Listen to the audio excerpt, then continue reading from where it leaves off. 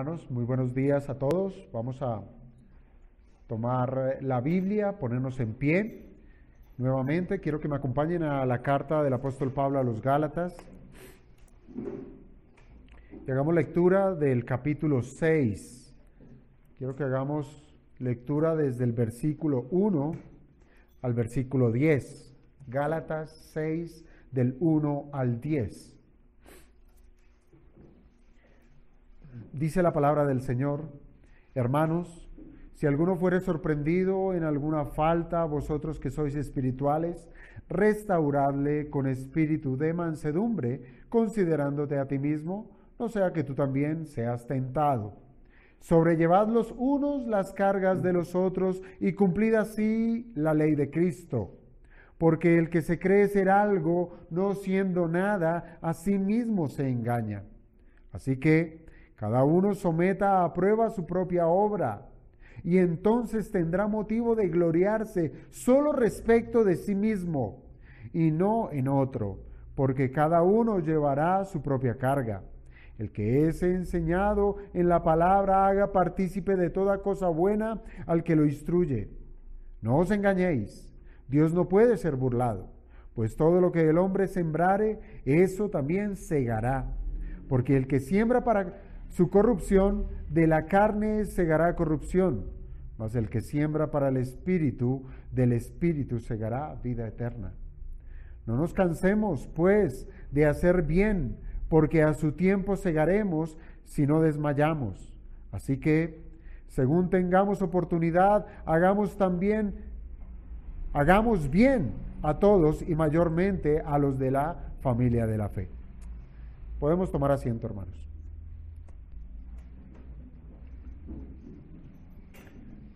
En esta mañana, amados hermanos, vamos a continuar con la porción que nos concede aquí la Escritura de seguir estudiando la carta del apóstol Pablo a los Gálatas. Y seguramente, hermanos, al día de hoy ustedes han podido llegar a identificar en las últimas predicaciones una constante en medio de ellas. ¿Cuál? Bueno, que ha sido reiterativo la necesidad de identificar lo verdadero de lo falso.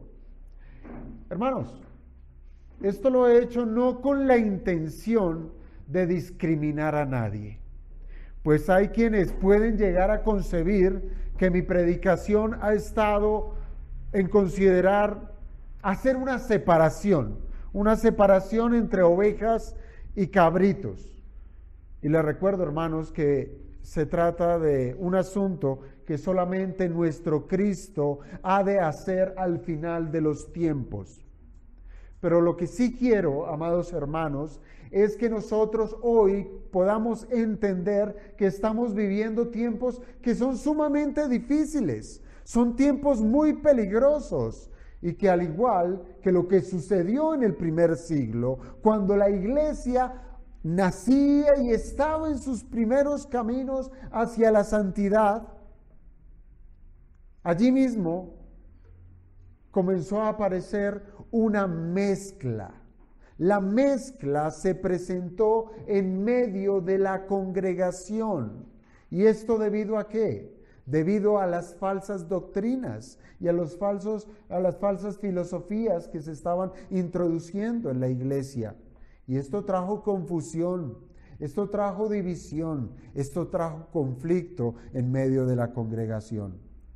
Muchos pueden incluso, hermanos, llegar a fundar su cristianismo en una mentira. Y pueden llegar a hacer de su profesión de fe algo que es solamente estético, algo externo. Y créanme que no va a pasar mucho tiempo para que eso que es estético, eso que es únicamente una fachada, se empieza a desvanecer y a manifestar las obras de la carne. Este es el caso, hermanos, de los que viven en pecado. Este es el caso de aquellos que no han renunciado a su pecado, que aún siguen siendo esclavizados de él y aún así dicen ser creyentes. Esto se trata de una discordancia, de algo que dicen ser, pero no son. Y yo pregunto, ¿puede haber algún tipo de contrariedad en un creyente verdadero? ¿Puede haberlo? ¿Puede haber este tipo de discordancia? Seguramente sí, seguramente sí. Y cada uno de nosotros, hermanos, debemos, y vamos a hacerlo, es a responder delante de Dios de las veces que obramos en contra de nuestra realidad en Cristo. Cuando el Señor nos llame a su presencia, hemos de ser llamados a cuentas para dar razón de por qué actuamos en contra de lo que ahora somos en Cristo Jesús. Y es precisamente, hermanos, que el apóstol Pablo, aquí en el capítulo 6, y más exactamente en esos dos primeros versículos que ya hemos podido estudiar en predicaciones previas, aquí el apóstol Pablo nos ha manifestado cuál debe ser nuestra actitud. ¿Cuál debe ser nuestra actitud como verdaderos hijos de Dios al actuar frente a las necesidades de nuestros hermanos? Esa es la escena que está presentando el apóstol. Se trata de hermanos que se distinguen por ser débiles. Y esto es evidente. ¿Por qué? Porque las Escrituras nos dicen que se tratan de creyentes que han sido incluso sorprendidos en alguna falta. Hermanos débiles. Claro, hermanos, que siempre habrá hermanos débiles y habrán hermanos maduros en la fe.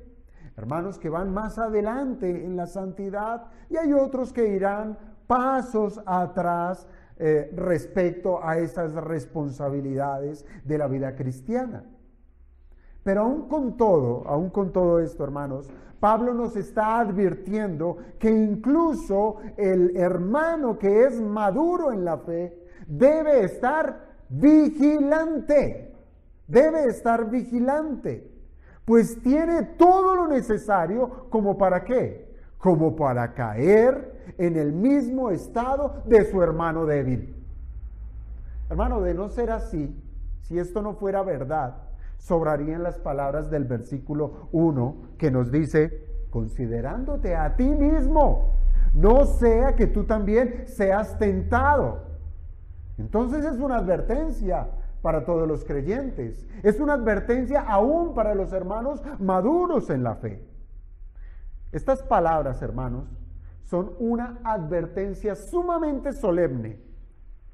Una advertencia que nos insta a que guardemos nuestros corazones de pretender que espiritualmente somos invencibles. ¿No le ha pasado que usted crea que vive en victoria y que es capaz de enfrentar este mundo, de enfrentar el pecado y de enfrentar la tentación por usted mismo?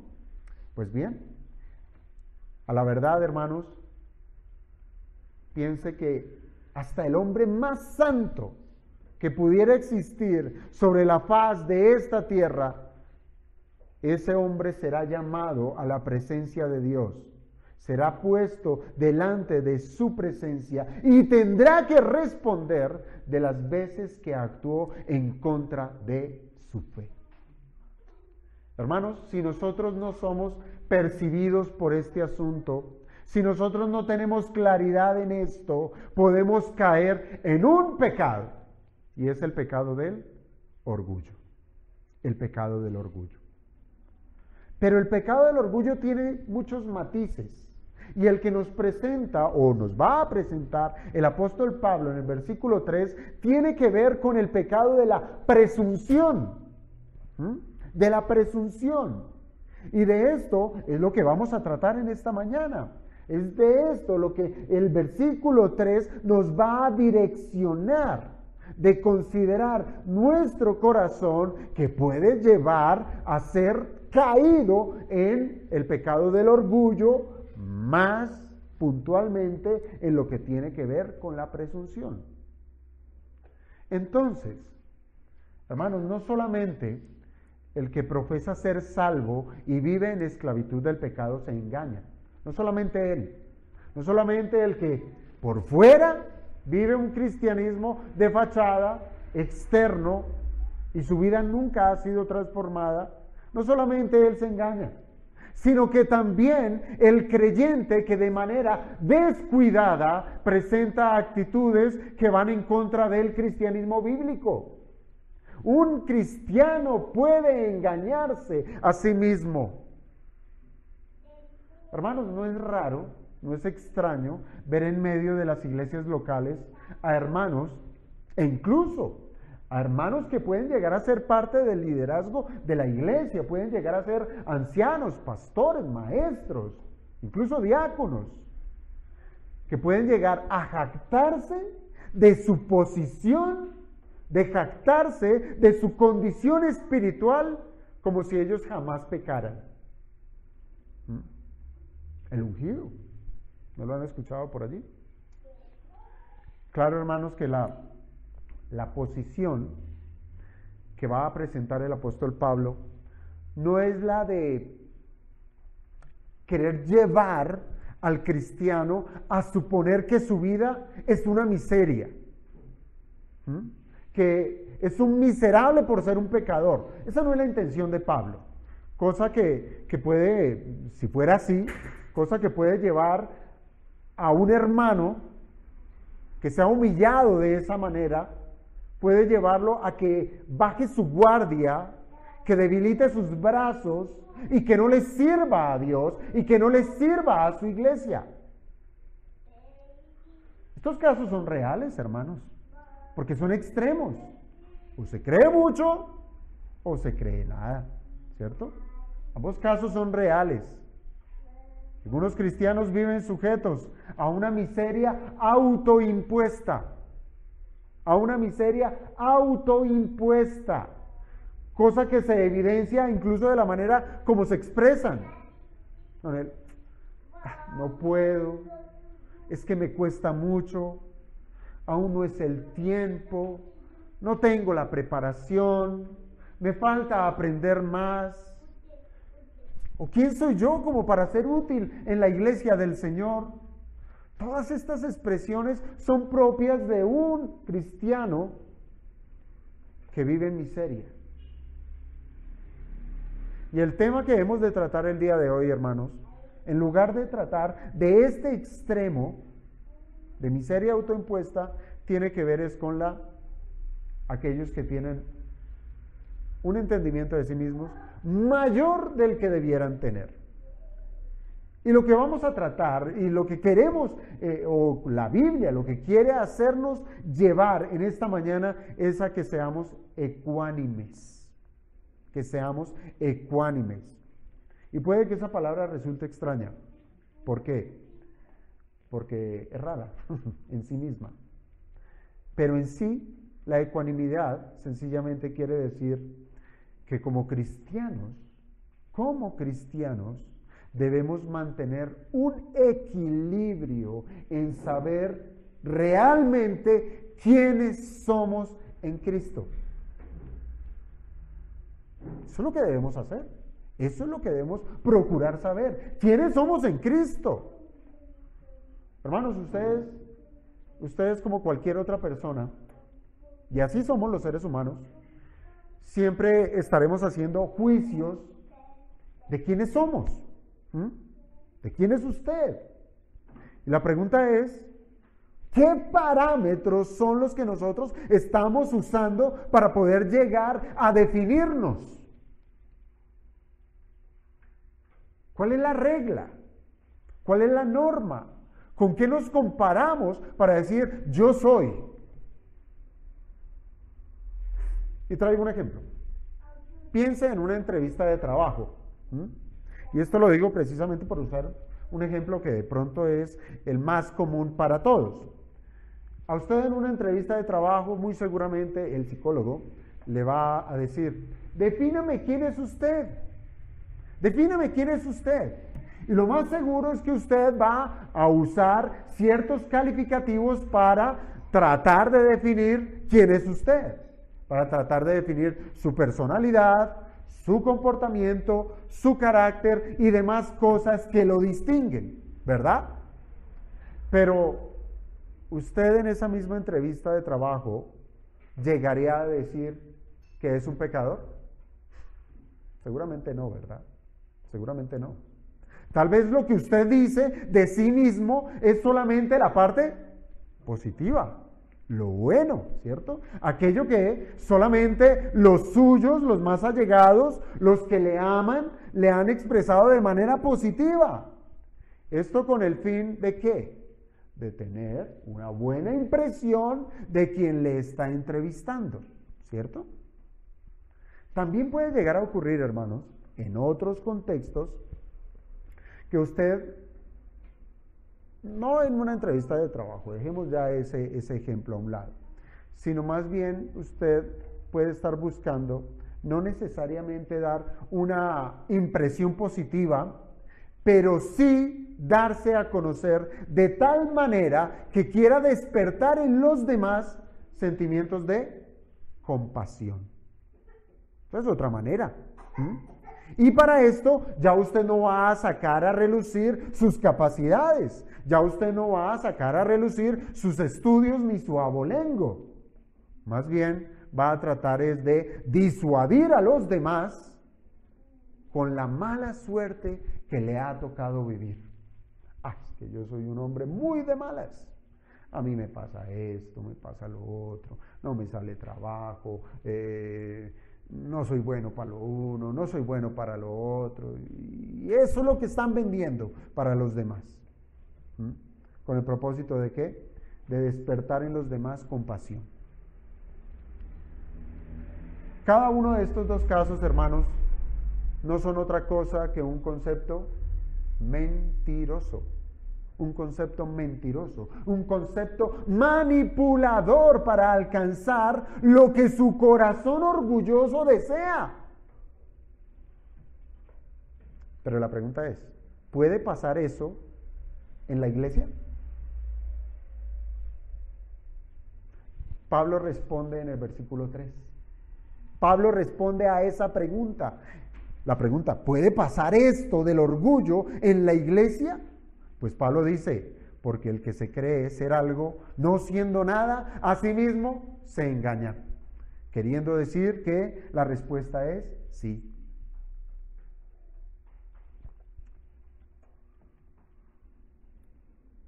En la iglesia puede haber un lugar para el envanecimiento en los creyentes, para que el creyente tenga orgullo en su corazón, para que el creyente quiera manifestar algo que no es. Puede ocurrir, hermanos, que en la iglesia local existan quienes elaboren meticulosamente máscaras con las cuales quieran manifestar hacia los demás algo que definitivamente no son. No son.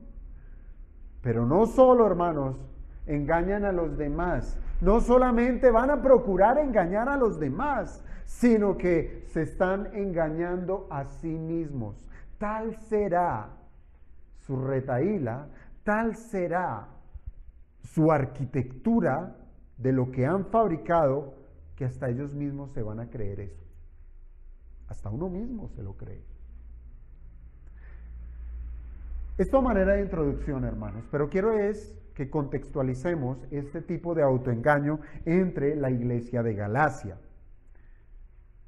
Hablar del autoengaño tiene muchas facetas, pero para hacer justicia al texto que estamos tratando, es necesario, hermanos, considerar que el apóstol Pablo tiene en mente a los hermanos que no estaban interesados en seguir los mandamientos de los versículos 1 y 2. Ese es el contexto del versículo 3. De esos hermanos que no estaban dispuestos en obedecer lo que Pablo les estaba mandando a que suplieran las debilidades de los otros hermanos. Estos son los que no se quieren compadecer con los más débiles. ¿Mm? No se quieren comprometer con las necesidades de los demás.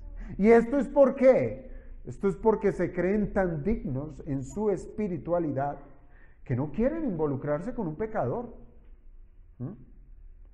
Eso es tener una estima sobreestimada, valga la redundancia. ¿Sí? Una estima sobreestimada. Es pensar más allá, más, tal, que ve que no tengo por qué relacionarme con ese hermano pecador. Y si tiene alguna necesidad, eso es porque ha pecado. ¿Mm? Si tiene alguna situación, lo menospreciamos. Si tiene alguna necesidad, le decimos calentados y saciados. Que el Señor te bendiga. Pero yo, no.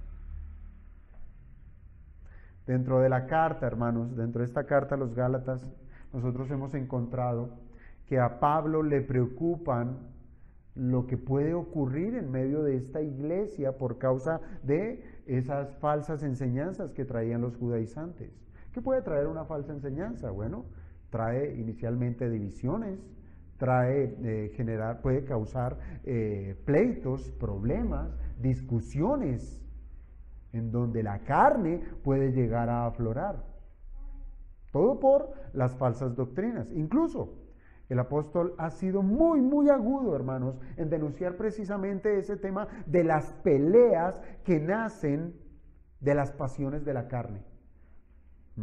Por eso ese versículo 15 del capítulo 5, cuando dice, pero si os mordéis y os coméis unos a otros, mirad que también no os consumáis unos a otros. Pues se trata de una cuestión sumamente dura que se estaba ocurriendo en medio de la iglesia local.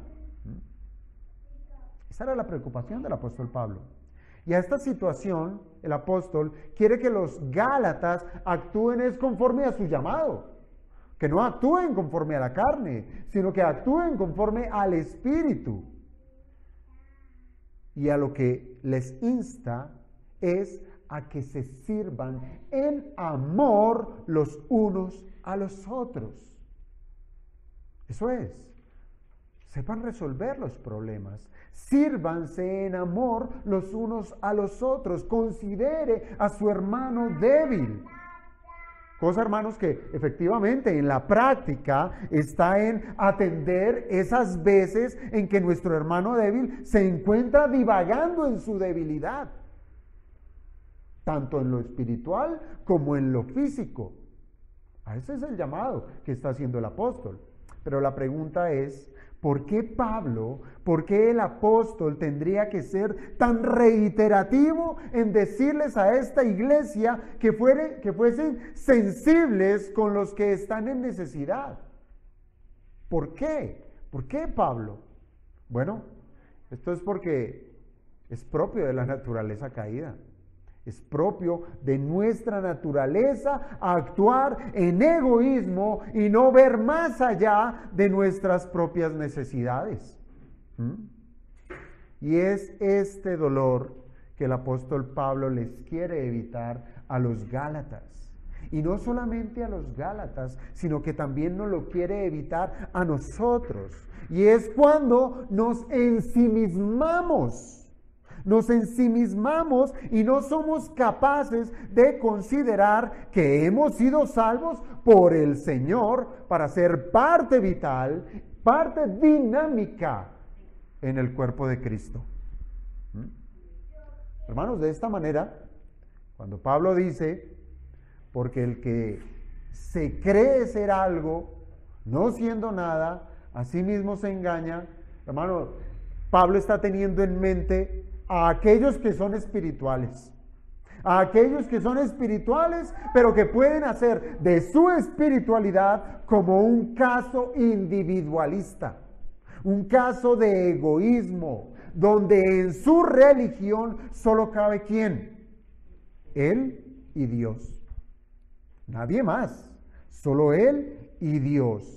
Y cuando hay pecado o cuando hay alguna falta de prudencia o de sabiduría entre los hermanos al conducir sus vidas, pues solamente produce un engreimiento al encoger sus hombros, diciendo en su mente, allá él. Ese es su problema, no es el mío. El Señor lo perdone. Hermanos, lo que aquí nosotros tenemos es un problema de pecado, un problema de pecado. Y es que aquel que se cree ser algo no siendo nada, eso es pecado. Eso es pecado. Es decir, tenemos una advertencia del pecado de la presunción, de aquel que presume ser algo y no lo es. La presunción, hermanos, la presunción es una de las caras más relevantes del pecado del orgullo, como ya se los dije.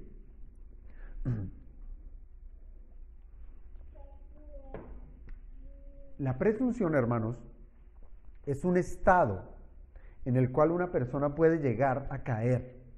¿Cuándo? Cuando sobreestima sus capacidades, cuando sobrevalora su posición social, cuando él se mide es conforme a lo que tiene en las cuentas bancarias, cuando él se sobreestima sobre todos los demás, donde todo lo que él tiene es mayor que los demás. Por eso Gálatas 6:3 es un magnífico significado de lo que es la presunción. Entonces, en lugar de ir usted a un diccionario, aquí está la respuesta. ¿Qué es presunción? Creerse algo no siendo nada. Eso es presunción. Creerse algo no siendo nada. Hermanos, cuando un hermano sufre este pecado, va a sopesar el pecado de otros como algo completamente detestable, lo va a ver aborrecible y dará gracias a Dios. ¿Por qué? Porque él no sufre de semejante mal. Si veo que mi hermano cayó en X pecado, uy, Señor, gracias porque yo no soy así, ¿cierto? Gracias porque, qué triste, este hermano, ese testimonio tan malo que está dando. Pero gracias que yo sí doy un buen testimonio. Y seguramente, hermanos, ustedes ya tengan en mente una ilustración, obviamente bíblica, más específicamente de una parábola que dijo nuestro Señor Jesucristo para enseñar al respecto. ¿Sí saben cuál parábola es? La parábola del fariseo y del publicano, que encontramos en el Evangelio de Lucas. Lucas, capítulo 18, quiero solamente hacer lectura de los versículos 10 al 12. Lucas, capítulo 18, versículos 10 al 12. Dijo el Señor Jesucristo contando esta parábola. Versículo 10. 2 hombres subieron al templo a orar. Uno era fariseo y el otro era publicano. El fariseo, puesto en pie, oraba consigo mismo de esta manera: Dios, te doy gracias porque no soy como los otros hombres, ladrones, injustos, adúlteros, ni aun como este publicano. Ayuno 2 veces a la semana, doy diezmos de todo lo que gano. Dejemos hasta allí la lectura. Hermanos, yo creo que esta es la mejor ilustración para enseñar acerca de la presunción. En este pasaje de Lucas tenemos a 2 hombres, ¿cierto? 2 hombres que subieron al templo a orar. Uno era fariseo y el otro era publicano. ¿Quién era el fariseo? ¿Quién era el publicano? Eso es sumamente importante que lo entendamos. El fariseo, hermanos, el fariseo era el religioso de su tiempo. Era el religioso de su tiempo. ¿Y el publicano quién era? Pues era el hombre de negocios de su tiempo. Pudiéramos decir, era el mundano. Tenemos al religioso y al mundano. Mientras que los fariseos eran sumamente estudiosos en las escrituras y quienes llevaban la batuta de la religión judía, los publicanos, por otra parte, eran aquellos que trabajaban como recaudadores de impuestos y eran tan aborrecidos por el pueblo porque ellos eran severos al cobrar sobretasas para enriquecerse. Por tanto, los publicanos eran contados como pecadores. Estos eran las dos características principales de estos dos hombres que subieron al templo a orar. Pero hermano, lo que yo quiero resaltar de esta parábola era lo que el fariseo pensaba de sí mismo. Tenía conceptos positivos como conceptos negativos. Por ejemplo, él decía de manera positiva: ayuno 2 veces por semana, doy diezmos de todo lo que gano. Y puede que esto fuera verdad, y muy seguramente lo era. Por tanto, pudiéramos decir que en ello no hay presunción, ¿sí? Le está diciendo la verdad, le está diciendo que él ayuna, que él diezma, etc. Pero, si sus intenciones no eran las adecuadas, si su deseo egoísta estaba detrás de la práctica del ayuno y de la práctica del diezmar, hermanos, esas prácticas se convertían en prácticas vanas, huecas, tal cual como lo denunció nuestro Señor en otra oportunidad, diciendo que las prácticas de los fariseos eran hipócritas, eran de fachada, porque lo hacían era ¿para qué? Para ganar el aplauso de la gente. Y de ser así, hermanos, de ser así, este fariseo se estaba haciendo un concepto más alto de lo que verdaderamente es. Presunción, ¿cierto? Presunción. Pero consideremos los conceptos que tenía de sí mismo de manera negativa. ¿Cuáles? ¿Qué pudiéramos decir de manera negativa? O bueno, ¿qué nos dice aquí esta parábola? No soy, está negando, no soy como los otros hombres, ladrones, no soy injusto, no soy adúltero, ni aún como este publicano ladrón, no soy así. Puede, hermanos, nuevamente, puede que seguramente este fariseo no fuera un ladrón, puede que no fuera un adúltero, ni mucho menos un recaudador de impuestos a los ojos de los hombres. Pero recordemos nuevamente que nuestro Señor Jesucristo acusó a los fariseos hipócritas que supieron manipular la ley para salirse con la suya y así seguir en sus prácticas pecaminosas de divorcios ilícitos que los llevaban a cometer adulterio y aún de robar a Dios en lo que respecta a la justicia, la misericordia y la fe. Podían diezmar todo lo que quisieran, pero no estaban dándole a Dios todo lo que Él estaba mandando. Le estaban robando. Así es que, hermanos, es evidente que este fariseo se tenía confianza, mucha confianza, ¿sí? Tenía confianza en sí mismo. Tal era su grado de exaltación que nuestro Señor en la parábola dice que su oración no era para Dios. ¿Para quién era su oración? Para Él mismo. Era una alabanza a su nombre. Él se estaba glorificando a sí mismo. Él estaba sacando sus credenciales diciendo: mira, Señor, lo bueno que soy. Oraba consigo mismo, dice el texto. Y tenga en cuenta la escena, no la pierda de vista, donde un fariseo y un publicano bajaron al templo a orar. 2 hombres fueron a hacer lo mismo. Se trataba de 2 hermanos judíos. 2 hermanos judíos, donde uno miraba por encima del hombro al otro, que vino a confesar sus pecados. De esto está hablando el apóstol Pablo, hermanos. De esto. de las veces que un hermano puede tener un concepto tan alto de sí mismo que llega a despreciar a su hermano débil. ¿Y con ello qué? Pues con ello manifestando que es igual de débil que el otro, ¿o no? ¿Igual de pecador? ¿Igual de pecador? Así es que, hermanos, considere que mientras que el que sufre el pecado de la presunción niega que es pecador, ese mismo pecado de la presunción le está arruinando su vida.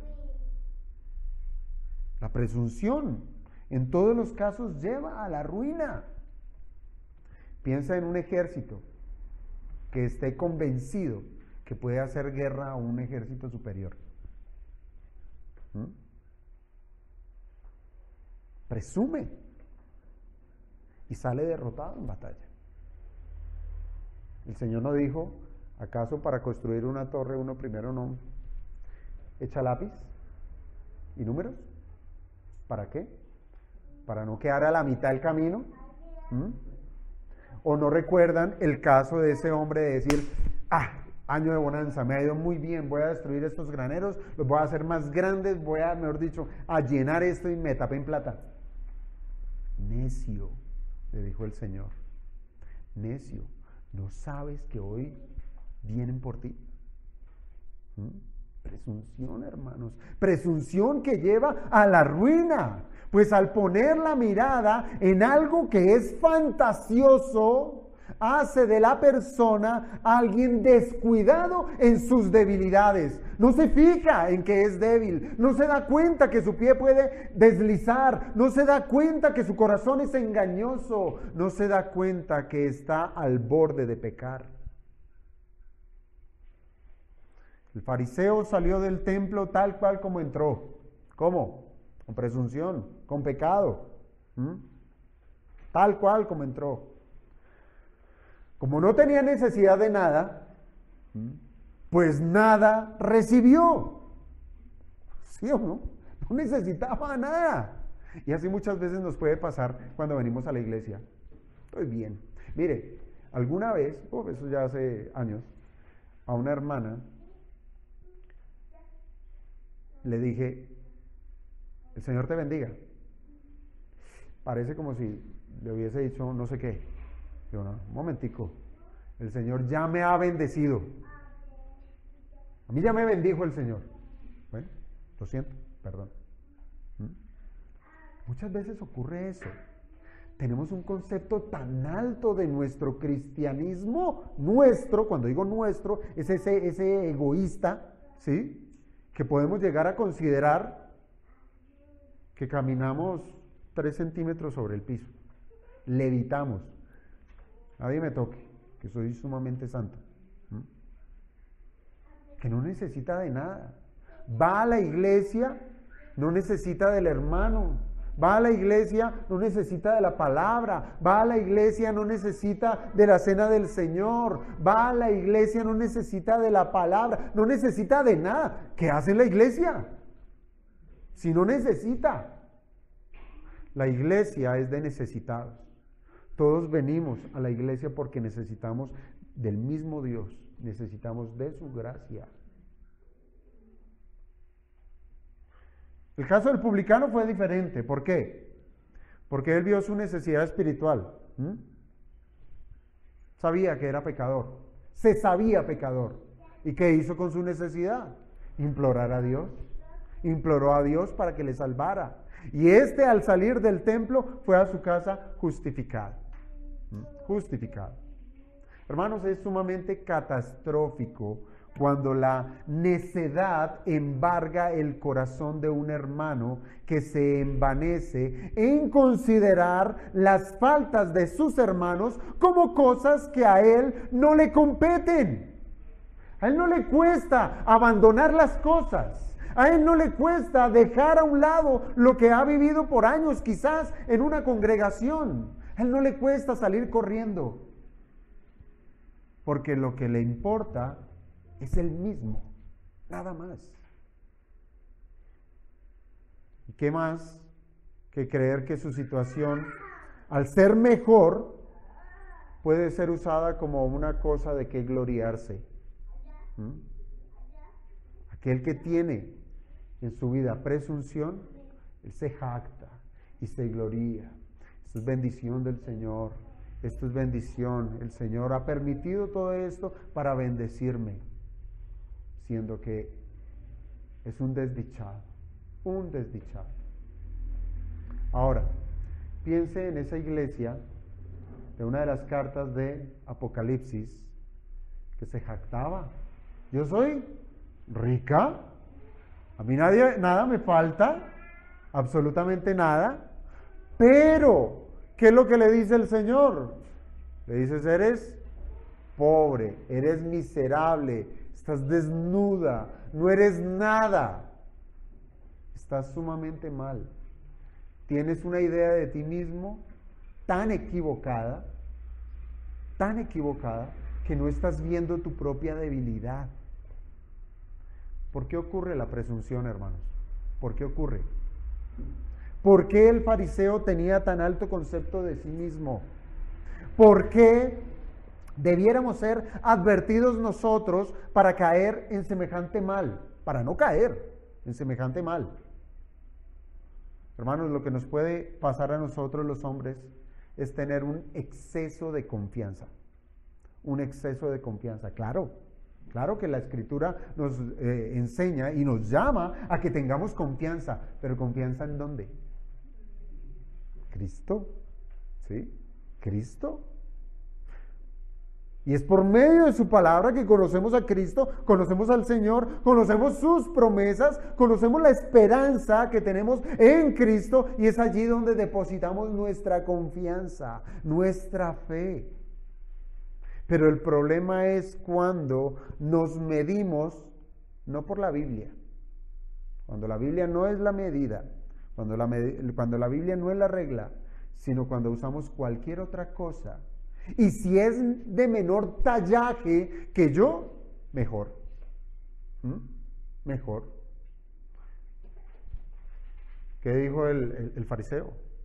Yo no soy ladrón. ¿Acaso no vemos noticias o vemos situaciones de decir asesino, violador, persona adúltera? Yo soy así. Qué bueno. Entonces nos pasa lo del pez globo, nos empezamos a inflar y nos jactamos de decir, yo no soy así. ¿De qué pudiéramos nosotros presumir como creyentes? ¿De qué pudiéramos enorgullecernos? ¿Será que podemos enorgullecernos de lo bueno que somos? ¿Será que se trata de nuestras buenas obras? Soy bueno, soy generoso. ¿Será que nos podemos jactar de nuestra salvación? Hermanos, cada una de estas preguntas redunda en que lo que somos es por causa de Cristo. De Cristo, no de nosotros. No es de nosotros. Así es que si hemos de gloriarnos, porque sí podemos hacerlo, si hemos de enorgullecernos, porque sí podemos hacerlo, pues debiéramos hacerlo tal como lo dijo el apóstol Pablo. Si ha de gloriarse, cada uno gloríese en el Señor. Gloríese en el Señor. Por eso para el apóstol Pablo a él no le costaba decir, soy apóstol del Señor. Soy perito arquitecto.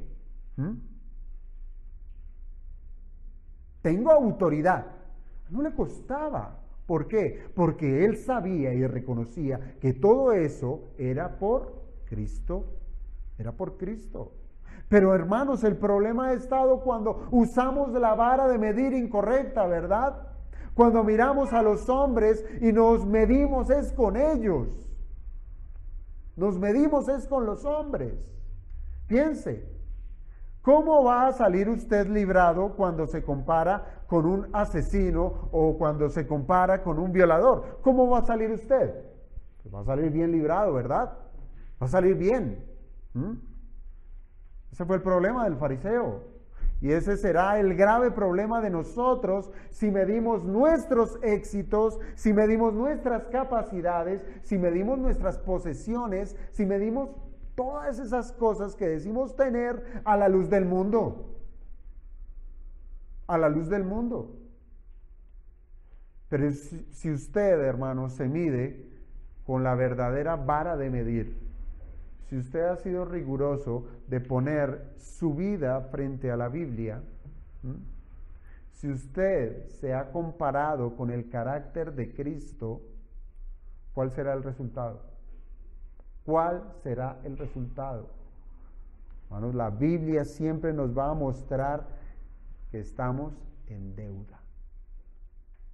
Va a mostrar nuestras faltas. Será ese espejo donde cada precepto de la ley nos dirá que nos quedamos cortos en obediencia, y nos guiará ¿a qué? A depender de la gracia de Dios.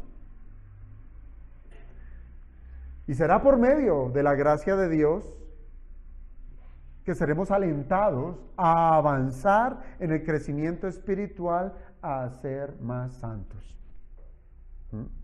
Es decir, aunque la Biblia realmente muestra quiénes somos, no nos deja desprovistos. No nos deja desprovistos, sino que nos insta a que nuestra debilidad dependamos de Dios, y solamente de Dios. Pero tenga cuidado, hermano, tenga cuidado. Cuando la gracia nos transforma,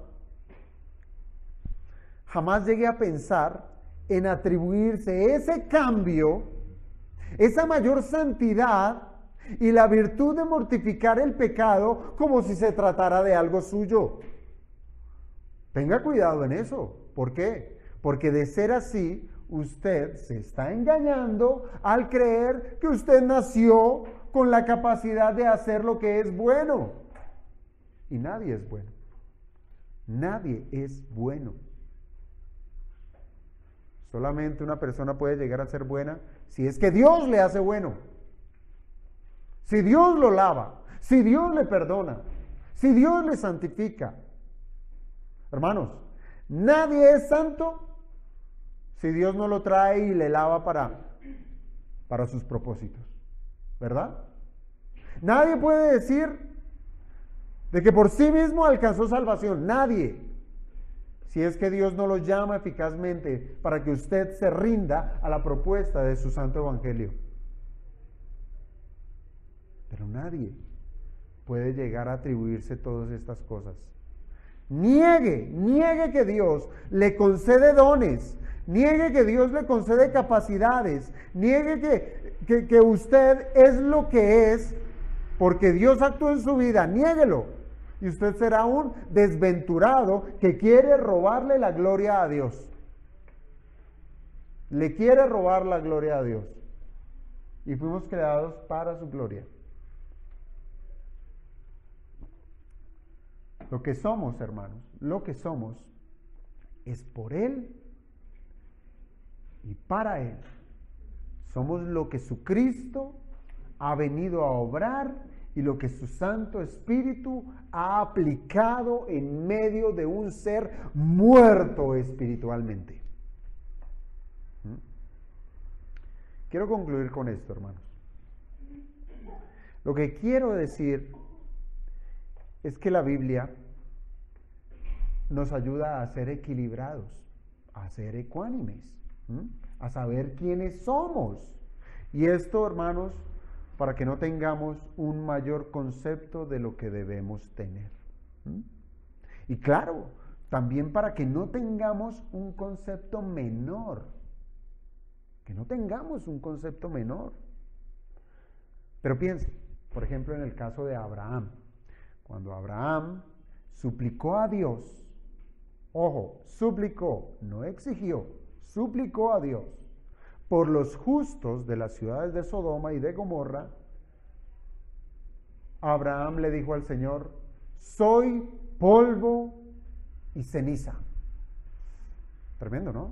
Y pudiéramos llegar a pensar que Abraham Se fue al otro extremo de la presunción, ¿verdad?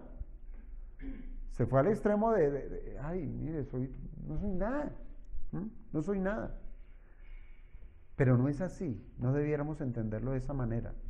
Abraham estaba hablando desde lo que él es en verdad. Que su origen, ¿cuál es? El polvo. El polvo. Polvo al cual él mismo volvería. Que su origen es el polvo. Un predicador bautista, John Hill, que hablando de ese texto, él dijo acerca de Abraham, que él era una criatura frágil. Cuando él dijo, soy polvo y ceniza, es una criatura frágil, una criatura débil, una criatura mortal, una criatura mezquina, una criatura despreciable, indigna de hablar con Dios. ¿Quién puede levantarse hoy con toda esa mancha de pecado y hablar cara a cara con Dios? Nadie. Dios es sumamente santo. Indignos de hablar con Dios. Y continúa diciendo John Hill, la desproporción entre el hablante, Abraham, y la persona a la que se habla, Dios, es infinita. ¿O no? Padre nuestro que estás en los cielos. En los cielos. Y sigue diciendo acá, por lo que es necesaria la más profunda humildad y abnegación en el acercamiento de la criatura al ser divino. Solamente una criatura de estas calidades, frágil, débil, mortal, etc., para poderse acercar al ser divino que es Dios, tiene que hacerlo con una profunda humildad. Humillado. ¿Qué dice la primer bienaventuranza? Bienaventurados los pobres en espíritu. Jamás nadie puede llegar a ser bienaventurado si no ha reconocido lo que es él en su pecado. Hermanos, ¿cómo podemos tener una medida ecuánime de lo que somos? Solamente las Escrituras, solamente la revelación de Dios será nuestra medida y nos dirán sin manto de duda y con toda veracidad lo que realmente somos. Y así hemos de tener un justo equilibrio para no caer en el engaño de tener ya sea un bajo concepto o un alto concepto del que debiéramos tener. Romanos 12:3. Romanos 12:3.